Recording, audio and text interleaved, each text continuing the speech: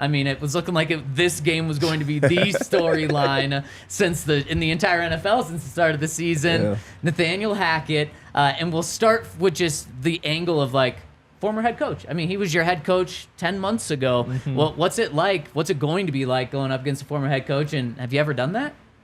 Yeah, I just went against one of my former head coaches against the Dolphins. Oh, that's right, 2 weeks ago. Yeah, with Coach Fangio, him being the defensive coordinator over there now. But yeah, man, obviously what happened in the offseason was, you know what I mean, it's fuels it up even more. But I have nothing but respect for Coach Hackett.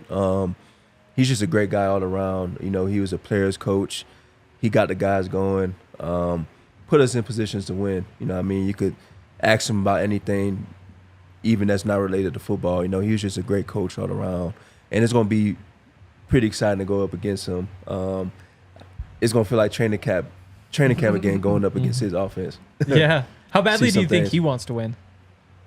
I'm pretty sure he wants to win badly. Yeah. I mean, everybody wants to win, of course, but I think it puts the icing on the cake for him. Yep. But obviously, we're going to go out there and want to win the ball game as well, too. So it's going to be a very physical game, and it's going to be a great game. And then you mention it, Sean in training camp just puts the extra sprinkles on top of this game with his comments from a player's perspective. When you see a coach come out and fire up a game, regardless if it's those comments specifically or other comments, and get even more juice behind a game, does that trickle down into the locker room and make the locker room even more fired up? Because from an outside perspective, it certainly gets the fans more fired up. Absolutely. Everybody got energy. And everybody's ready to go now. And I know Sean, the thing about Sean is I know he probably hasn't left the building since they got back Sunday night. He's going to be ready to go. He's locked in for sure. He's ready. Yeah. That seems like something that happens more in college football. Yeah. Like, it seems like it's the college coaches who kind of rile things. Yeah. Yeah. What was it, Nick Saban and Jimbo Fisher a couple of years ago talking about like how they deal with NIL stuff? I think last year. Nick took a shot, or Jimbo took a shot. Yeah, last year.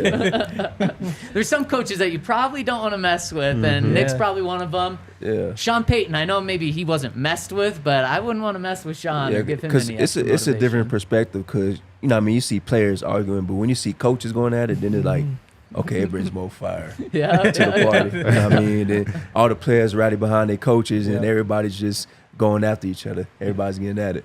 But I don't really sense that because it died down some, so it hasn't been brought up as much.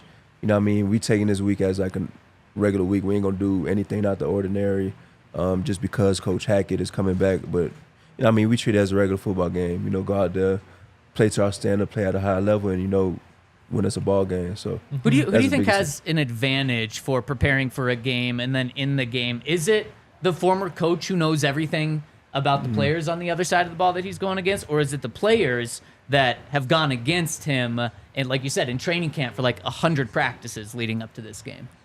That's a good question because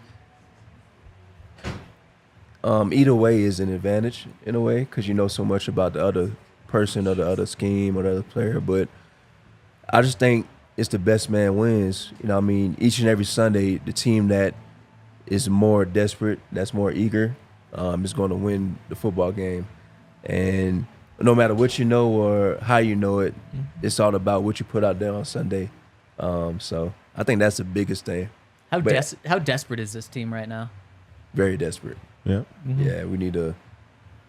This win was big, but we all know as a team that there's plenty more to come, and we have a lot to work on as a team.